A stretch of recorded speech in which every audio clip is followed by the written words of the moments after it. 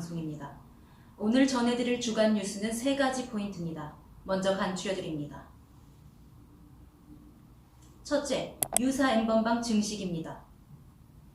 둘째, 김진태 선거사무원 세월호 현수막 훼손 내용입니다. 셋째, 미국 트럼프 대통령, 주지사들과 경제활동 재개 문제 논란 소식입니다. 박사방 운영자 조주빈과 그 공범들까지 경찰에 붙잡혔지만 지금도 성착취물 공유와 유포는 사라지지 않고 있습니다.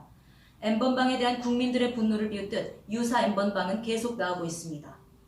텔레그램 대화방에 대한 수사가 대대적으로 이뤄지고 있지만 텔레그램 대화방에는 유사 N번방 불법 홍보 링크들이 가득합니다. 이들은 경찰이 들키지 않도록 만들었다가 없애는 것을 반복하는데요. 누가 방을 만들었는지 알 수 없게 여러 네트워크를 우회해서 접속하는 방식을 쓰고 있습니다. 경찰은 이런 유사 N번방을 집중적으로 수사하겠다고 말했습니다. 경찰 관계자는 비슷한 방식의 단체 음란 채팅방에 대한 증거 등이 확보되면 전부 수사할 방침이라며 참여자 모두가 사실상 수사 대상이라고 말했습니다.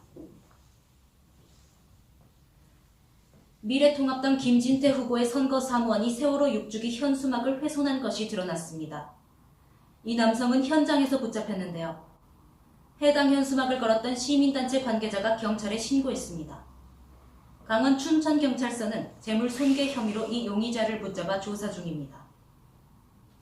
발견 당시 용의자가 손에 든 4장의 현수막을 비롯해 김진태 후보 선거운동 차량에서 23장이 발견됐습니다.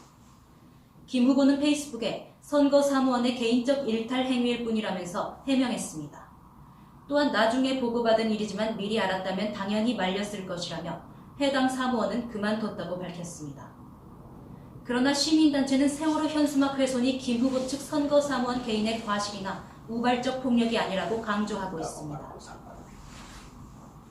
시민단체와 유가족은 김 후보와 선거사무원을 경찰에 고발했습니다. 미국에서는 경제활동 권한을 두고 논란이 벌어지고 있습니다. 트럼프 대통령은 경제활동 재개 여부 및 시점 결정이 대통령이 아닌 주지사의 권한이 아니냐는 질문에 누군가가 미국의 대통령이면 권한은 전면적이고 주지사들은 그걸 안다고 답했습니다. 또한 미국 대통령의 권한은 전면적이라고 강조했습니다.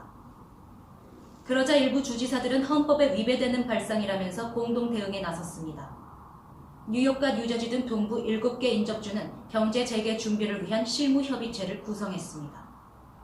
언론들은 자택 대기 명령을 내린 주지사와 시장에게 있다고 보고 있습니다. 트럼프 대통령이 코로나19 감염 확산의 위험을 무릅쓰고 조기 경제 정상화를 강행할 경우 주지사들과 갈등이 커질 것으로 보입니다. 한편 미국의 코로나19 환자 수는 57만 명을 넘어섰고 사망자 수는 2만 3천여 명까지 증가했습니다.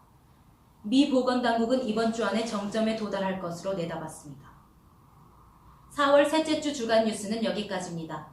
오늘은 세월호 6주기입니다. 언제나 잊지 않겠습니다. 저는 다음 주에 다시 오겠습니다. 지금까지 보도 제작의 김주석, 진행의 저는 오수량이었습니다. 시청해주신 여러분 고맙습니다.